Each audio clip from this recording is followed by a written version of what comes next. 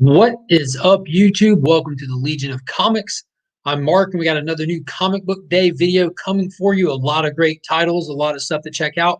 But before we look at all that, check this out.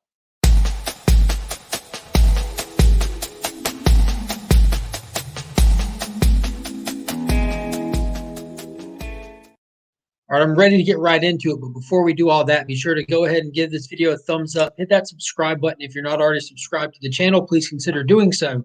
And ring the notification bell.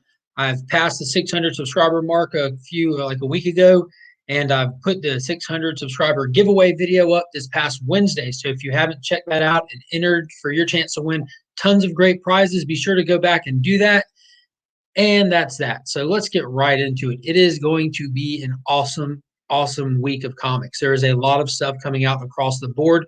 So as always, let's start it off with what's going to be showing up in my pool box for sure. So the first one I have is Batman 107 from James Tynion IV. So obviously Scarecrow is in the mix. That last issue was a lot of setup. We have Marinicano. We have Saint Industry starting their Magistrate initiative. We have Batman trying to get settled, being broke. So just there's a ton going on. And you see here on the cover of the standard A book here, we have Miracle Molly pictured. So I'm guessing we're going to get her full on first appearance in this coming up one. She had a cameo appearance in 106. So if you didn't pick that book up and you want to spec on the character, you definitely want to go back and grab a copy of 106 as well as this one coming up because Tynion keeps pumping out these new characters. Next up, also falling under the Batman umbrella. This one's from Black Label. It is a prestige format book. It has been phenomenal the whole time. It's kind of like a true crime story, the retelling of the Joker and Harley Quinn first tracking him down with the GCPD. But it has been awesome. Cami Garcia is writing it. Miko Suyan has done a lot of the interiors. There's like 2 interior artists on it. And it's just Miko's black and white interiors. It is just gorgeous. So it's well written, great story, and gorgeous to look at.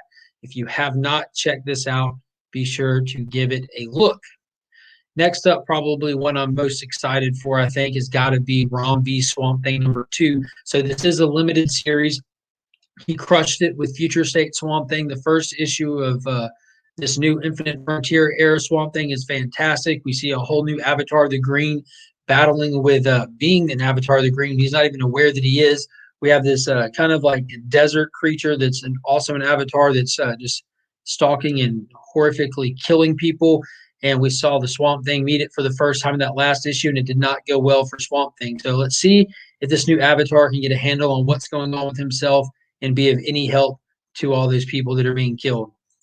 Next, we have Crime Syndicate #2. That last issue was really fun. It was just kind of an introduction of the characters. We're kind of getting to see what's going on with the Crime Syndicate on Earth 3. So we have this new Omniverse, and this was like the first title that they dropped that was outside of the main little cast of characters. So that was fun, and they're always really enjoyable to read. It's like the OG The Boys villains pretty much. But they gave us that little backstory, which was the origin of Ultraman in the last issue, which was really cool to see how corrupt and horrible his version of Mom and Pa Kent were. And in this one, we're supposed to get that little origin taste of Owlman. So he's probably the most sadistic one out of all of them. So I'm really excited to see what that's going to be. We have Starro that showed up, and they're having to kind of band together to stop Starro from just conquering. That's what he does, man. Kaijus be conquering. You know what I mean? Next, we have Suicide Squad #2, and Robbie Thompson's writing this one, and it was really cool. It was cool how they tied it in with the events from Infinite Frontier issue 0 and Batman 106, with all of Arkham Asylum being gassed with Joker toxin, even though it wasn't the Joker that did. And it was really cool to see that Peacekeeper 1 was in there and suffered major casualties across the whole asylum. He barely made it out alive. It was cool watching this initial group of team members go in to rescue Talon out of the Arkham Asylum at Amanda Waller's orders, and they all just pretty much get killed except for like 2 of them. So it looks like she's trying to enlist Connor Kent, a.k.a. Superboy, to lead the team. And from the cover of this and kind of the teases and Future State, he's obviously going to be a big part of it. So I think that's going to be really cool how they're going to incorporate him onto this team. I love me some ragtag teams. I love it when a dynamic should not work and they have to make it work somehow. And it's more enjoyable when someone tries to write a team that's supposed to work well and it just doesn't fit somehow, when you go into it knowing that there's no way this team dynamic should work, but they find a way to make it work. I love it. Absolutely love it. So that's it for the DC. Moving on over to Marvel, my number one Marvel book whenever it drops, that's going to be Immortal Hulk number 45. So he's still dealing with the UFOs. They pretty much turned the gamut inside of him poison. It looks like he's kind of lost all of his different personalities along the way through the last like 10, 15 issues of this run. And now we're down to just like the final pieces of what's left of him, and those are getting whittled away at. So how he's going to come back from this, I'm excited to find out. The leader is up to all kinds of crazy stuff. We have Leonard Samson and Sasquatch's body. Everything is going haywire in the best way possible, and it's totally horrific. I've absolutely loved what Al Ewing has done with the Immortal Hulk, and I still have not heard anything confirmed, but just rumors about the way that issue 50 will be the final issue. So we're steadily inching our way toward that, and you can see a huge buildup happening. So maybe 50 will be the last issue. I sure hope not, and if so, I hope they have something already planned for directly after it, because I don't want to go without Hulk. Next up, the long-awaited finale to Donny Cates' mega event, King in Black. It's been years in the making, and now it's finally going to be over. Where are they going to go from here? Who knows? I personally don't really care too much. Had enough of it. Don't care. But I am excited to see how it plays out. I just jumped on this just because, like, just to pretty much just have something to talk about with other people, and it's more enjoyable to read it firsthand than it is sometimes just to hear it secondhand. So I have not been blown away by it. I have not been really let down by it, but I'm just not invested in it. But it has been fun fight books. That first issue was really good. It was a great introduction. So I hope maybe they tie a nice bow on the end of it here. And I am excited to see what they're going to do with Eddie Brock's character moving forward. He's not supposedly going to be the traditional Venom, like the Venom symbiote, and Eddie are probably not going to be moving forward together at the end of this issue, but I'm sure they'll be back together somewhere down the road. It'd be the nature of comics, but I am excited to see how Dylan plays into it, if they're going to kill off Null for now or what they're going to do with him. But there'll probably be plenty of speculation even after this book on like what's going to happen. I don't think they're going to just put a finite end to it, but we'll see. Next up from Boom Studios and Tom Taylor, we have Seven Secrets. Oh, I'm excited. This one's coming back. Issue 1 through 4, issue 2 through 4 was kind of slow. We're not necessarily slow, but just really didn't blow me away. Issue 1 had me intrigued. Issue 3 had me in tears. And then issue 6 absolutely blew my mind. I feel like this book actually starts with this coming issue, because the end of issue 6 changed everything about this book up, the entire genre that it fits into. So I am so excited to read this. I don't really want to give away too many spoilers for issue 6. I feel like that's at least that was a good place to book into trade paperback. So go check it out, guys. Like, give this book a whirl. And remember, I'm telling you now, it picks up at issue 6 is where it takes off. It's pretty much 5 issues of tricking you, and then that issue just to blow you away. And this cover sums it all up. But I'm not going to tell you what's going on that cover. Go check it out. Next up from Ablaze, we have the Sumerian with a brand new number 1, Iron Shadows in the Moon.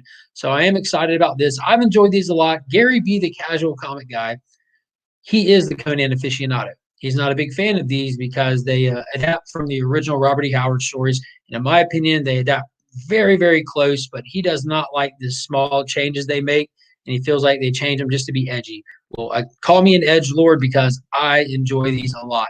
It is not it's not A-listers writing and illustrating these, but they are completely enjoyable. It does feel like classic Conan to me.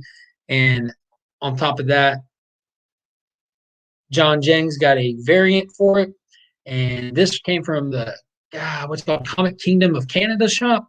So if they're not sold out, go check it out, because that is a beast of a cover.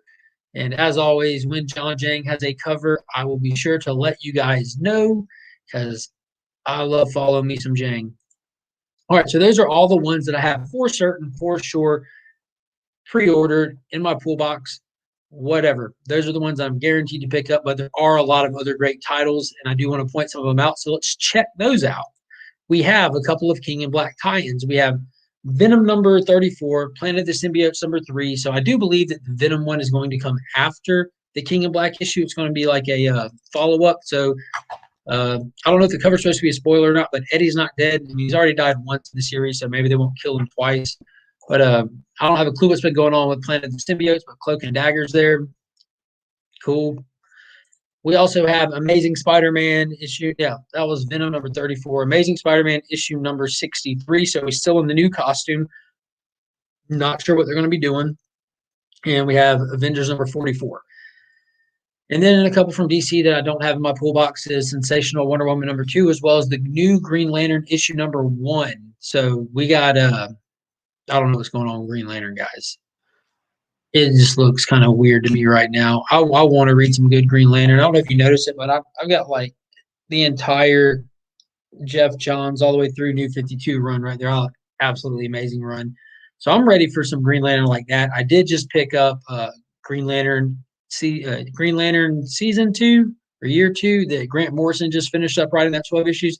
I did pick up the first volume of the hardback of that. That was ever going to go ahead and read that, but I might check this out on a digital and just see what's going on with it, because John Stewart's in there, Kilowog's in there, Guy Gardner's in there. So pretty much everyone. I see Kyle, so it's everyone except for Hal, which I don't know what's going on with him in the main continuity. They teased him in one of the Future State books, and Far Sector Green Lantern showed up with him. So I'm excited to see what's going on with them two more than just kind of these characters. But I'm going to keep eyes on it and like be aware of what's going on, and I might go back and pick it up. I don't know.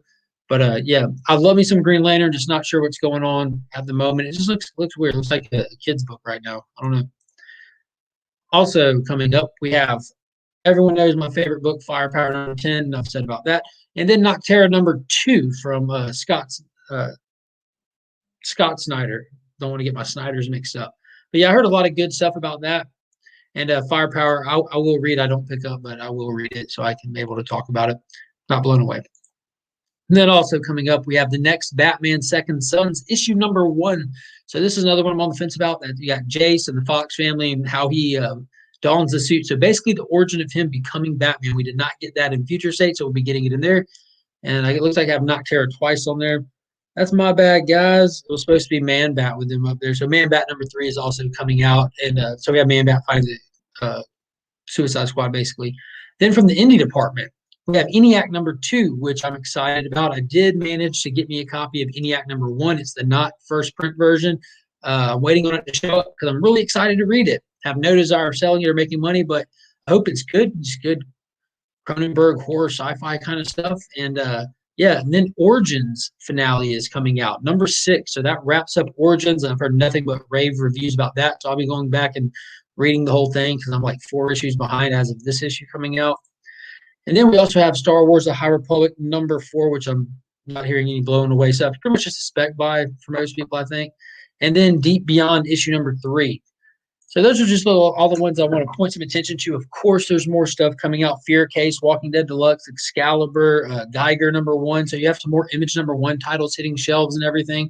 But if you're curious what my number 1 pick, my hot pick for the week is, go on over to the Comic Vets channel, give him a subscribe. Every Sunday, he drops a video that him and I do together called Two Cool Guys, Two Hot Picks, where we both give you our hot pick for the week and why, whether it be story reason, cover by, spec reason. But that's the place to get that information from myself and the Comic Vet. So go ahead and give him a subscribe, hashtag grow together, all that good stuff. And as always, I want to give a big thank you to Paul and Donna at the Augusta Book Exchange. They are the keepers of my comics, the guardians of my pool box. They always make sure that everything I'm looking for is safe and secure when I get there. And you'll find no better customer service anywhere. If you're not in the Augusta area, you can always find these guys on Facebook. All right, guys, I appreciate everyone watching. So, again, hit that thumbs up, go back and enter that 600 subscriber giveaway this coming Wednesday evening at around 9 p.m. Eastern. We'll go live to do the giveaway. As always, if you're present, you'll have way more chances to win. So, until next time, I'm Mark, but we are Legion.